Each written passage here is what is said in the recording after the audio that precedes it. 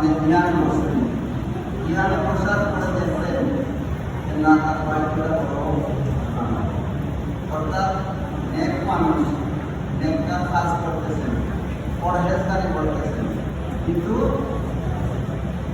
মানে শেষ ফলটা ভালো না, শেষ ফলটা ভালো না।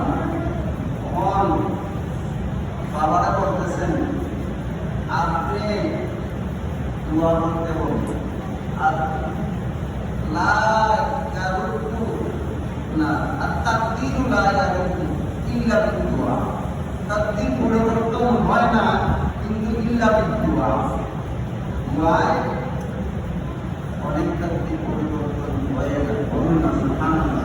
এই জন্য দোয়া একটা মহৎ ইবাদত।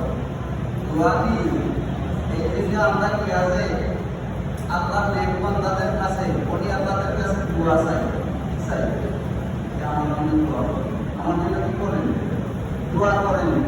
আমরা ইয়ার দোয়া করাই না, এর ভিতরেও কি আছে, কারণ যাদের দোয়া আমি গুনাহগার, হয়তো আমার দোয়া ফেরত আসতে পারে, আমার পেটে হারাম থাকতে পারে, আমার কখনো হারাম থাকতে পারে, কিন্তু দোয়া হারাম থাকলে, পেটে হারাম থাকলে, কখনো হারাম থাকলে, চোখে হারাম থাকলে ওই দোয়াটা কবুল হইতে বাধা আছে। কারণ হারাম হয়ে দোয়া হলে ওই দোয়াটা কবুল হয় না।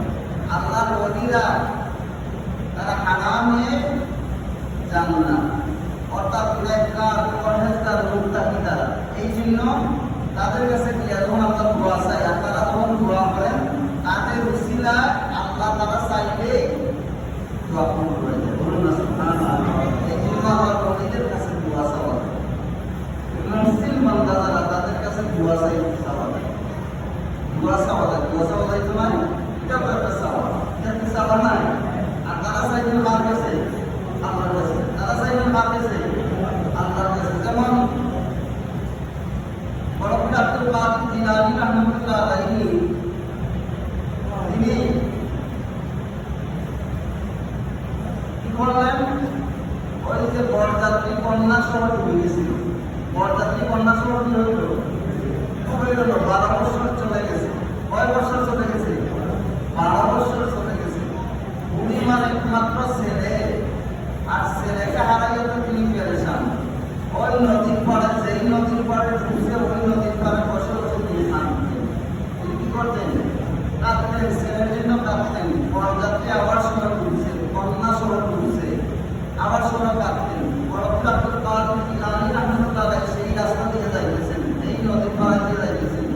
উনি মা করুণ কান্না শুনে দয়া আসলো, মহব্বত আসলো। জিজ্ঞেস করলেন, মা তুমি কাঁদছো কেন, তোমার কি সমস্যা? এইভাবে করুণ ভাবে তুমি কাঁদতেছ, আমার কাছে তো বহুত কষ্ট লাগছে। তিনি বললেন, এখনটা বলে তো আর কোনো লাভ নেই, এখনটা বলে তো আপনার কোনো লাভ নেই, বলেন একটু মন শুনি না আপনার মনের কথা। তখন বললেন যে ওই নদী পার হয়ে যাওয়ার জন্য আমার ছেলে বিবাহ করার জন্য অপর মানতে যাই, ইয়ার বিবাহ করিয়া যখন বউ আইব, আসার পথে ঘূর্ণিঝড় উঠছে, আর ঘূর্ণিঝড় এই নদীর মধ্যে ডুবাইয়া বরযাত্রী কন্যা সবাই করে মেরে সব মারা গেছে। এখন আমার একমাত্র ছেলের জন্য আমি এখানে বসে বসে আল্লাহর কাছে কাঁদতেছি। ও কাঁদতেছেন, ঠিক আছে, আপনার সন্তান এরা আসবে, বলুন না সুবহানাল্লাহ, আসবে। তখন কি করলেন, বরকত আব্দুল কাদের জিলানী রাহমাতুল্লাহ আলাইহি নামাজ পড়লেন, আল্লাহর দরবারে সেজদা করলেন, সেজদা করিয়া আল্লাহর দরবারে হাত উঠাইলেন, আল্লাহ এই অবস্থা, এবং আপনি এই পরিমাণ সন্তান আমি দেন, বরযাত্রী আল্লাহ এলাকান করলেন।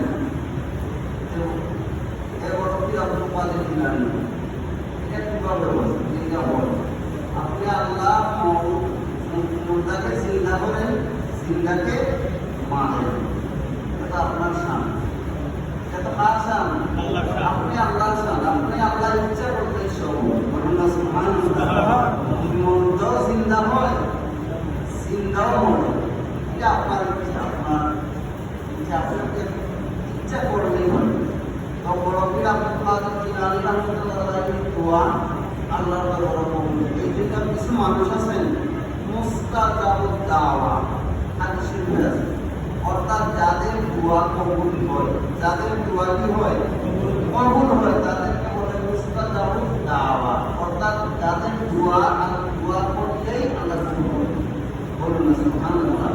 এরা কেমন মানুষ চিন্তা করে, এরা কেমন নেই আল্লাহর কাছে কতটুকু গ্রহণযোগ্য।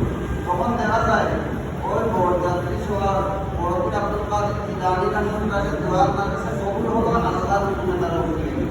বলুন না সুবহানাল্লাহ। পরিমাণ পেয়ে তাইলে আউলিয়ায়ে কেরাম যে আমরা যে আউলিয়ায়ে কেরামের কাছে দোয়া চাই, এটা চাওয়া ঠিক আছে। নেক মানুষের কাছে যখন দোয়া চাই, এটা চাওয়া ঠিক আছে। মা বাবার কাছে যখন দোয়া চাই, এটা চাওয়া ঠিক আছে, এটা চাওয়া ঠিক আছে। মা বাবার দোয়া কেমন দোয়া সন্তানের জন্য? হাদিস শরীফে আল্লাহ রাসূল বলেছেন যে মা বাপ যখন দোয়া করে, তখন সন্তানের জন্য যখন দোয়া করে, সেটা পর্দা ছাড়া আল্লাহর কাছে কবুল করে। পর্দা ছাড়ে না, পর্দা থাকে না, পর্দা ব্যতীতই আল্লাহ কবুল করে নেন। আবার বন্ধুরা যদি মা বাপ করে, তাহলেও বেড়ে যায়। এই জন্য মা বাপ অত্যন্ত সতর্ক থাকা, সে সন্তানের জন্য কখনো যেন আমরা বদদোয়া না করি, বদদোয়া যেন না করি সন্তানের জন্য। বদদোয়া করলেও লাগবে আপনার, আর দোয়া করলেও তার পক্ষে দোয়া করলেও তার বাড়াইয়ের জন্য দোয়া করলেও লাগবে, আর বাড়াইয়ের জন্য দোয়া করলেও কিনা লাগবে। এই জন্য সবসময় বাড়াইয়ের জন্য দোয়া করবে। যে নেককার হোক সেই দোয়া করবে, সন্তান নেককার হোক সেই দোয়া করবেন। আরেকটা দোয়া আল্লাহর দরবারে পর্দা ছাড়া কবুল হয়, আরেক ব্যক্তি, সেই ব্যক্তি হলো মাজলুম, অর্থাৎ জালিমের বিপক্ষে মাজলুম যখন দোয়া করে, জালিমের বিপক্ষে জালিম যারা, অত্যাচারী যারা, নির্যাতনকারী যারা, তারা বিপক্ষে যখন মাজলুম ব্যক্তি, দুর্বল ব্যক্তি আল্লাহর কাছে দোয়া করে, তখন আল্লাহ সাথে সাথে তার দোয়া কবুল করে। ওই জালিমকে আল্লাহ শাস্তি দেন, ওই জালিমকে কি দেন? এই জন্য মাজলুম ব্যক্তি দোয়া করলে আল্লাহর কাছে কবুল। আরেকজনের দোয়া আল্লাহর কাছে কবুল হয়, তিনি হলেন মুসাফির। তিনি হলেন পিতা মুসাফির, অর্থাৎ সফর অবস্থায় যখন একজন ইমানদার মুমিন যখন সফরে যায়, দেশ থেকে আরেক দেশে যায়, দেশের মধ্যে যখন আরেক জায়গায় যায়, অর্থাৎ 48 মাইল দূরে চলে যায়, যখন চলে যায়, এই নিয়ম যখন করে, আর মুসাফির হিসাবে যখন সে বের হয়, তখন যখন দোয়া করে, আল্লাহ মুসাফিরের দোয়া পর্দা ছাড়া কবুল করে।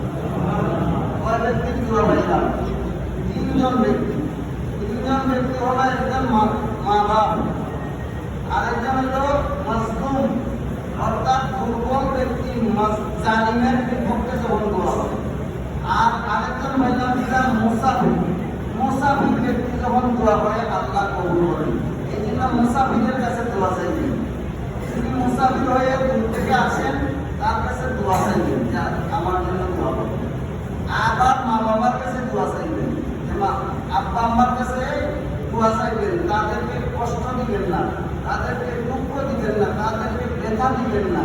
ব্যথা দিতে তো কষ্ট হয় না, ব্যথা না দিয়া যাইয়া পায়ে ধরিয়া, হাতে ধরিয়া, চুমু দিয়ে বলবেন আমাদের জন্য দোয়া। সন্তান যারা আছে, আমরা মা বাবার কাছে কি চাইবো? মন খুশি করিয়া, তাদেরকে কিছু দিয়া, কিছু খাওয়াইয়া, ভালো জিনিস খাওয়াইয়া, ভালো জিনিস ঘুরাইয়া বলবেন যে আমাদের জন্য দোয়া করো। বলুন না সুবহানাল্লাহ। ভালো একটা জিনিস দিলে মা বাবা খুশি না, খুশি হবে, তখন দোয়া করবো। দোয়া করলে আপনার জন্য এটা সৌভাগ্য হয়ে যাবে, এটা আপনার জন্য কিনা। যদিও দোয়া তখন প্রকাশ না পায়, তারপরে দোয়া ছাড়বেন না, তারপরে দোয়া ছাড়বেন না। হয়তো আপনার এই দোয়া, মা বাবার এই দোয়া আপনার পরকালের জন্য সম্বল হয়ে যেতে পারে। পরকালের জন্য কি হয়ে যেতে পারে? সম্বল। আল্লাহ অনেক মানুষে দোয়া করে, কিন্তু তাড়াহুড়া করে, চিন্তা করে যে কেন কবুল হইল না, অমুক কালে গেলাম কবুল হইল না, অমুক জায়গায় গেলাম কবুল হইল না, আমি এতদিন ধরে আল্লাহর কাছে দোয়া করতেছি, কাঁদতেছি, কবুল হইল না। এই সমস্ত কথাবার্তা বলবেন না, এই সমস্ত কারণগুলো করবেন না। কবুল হয়েছেন না, আপনি ছাড়বেন না, আর ছাড়বেন না। আর আল্লাহ বলেন, তোমরা আমার রহমত থেকে নৈরাশ হইও না, নৈরাশ হবেন না। বলছেন নৈরাশ হবেন না, অর্থাৎ দোয়া করতেই থাকবেন, দোয়া করতেই থাকবেন। হয়তো দুনিয়াতে আপনাকে যেটা চাইতেছেন সেটা দিলে আপনার ঈমান নষ্ট হয়ে যাবে, আল্লাহ সেই জন্য দিতেছেন। বুঝছেন, এই দোয়াটা আপনার জন্য আল্লাহ সম্বল করে এটা রাখি দিতেছেন আখিরাতে। যখন আখিরাতে মানুষ বিপদে পড়ে যাবে, মানুষ মুসিবতে পড়ে যাবে, মানুষের দিক বিদিক থাকবে না, মানুষের অস্থিরতা থাকবে না, তখন আল্লাহ ওই দোয়া নিয়ে আপনাকে বাঁচিয়ে দেবে। তুমি দোয়া করছিলে, আমি তোমার এই সম্পদ আমি রাখছি আমানত, এই সম্পদ আমি আমানত রেখেছি, তোমার এইটাকে আমি নষ্ট করি নাই, তোমার দোয়া এই নাও।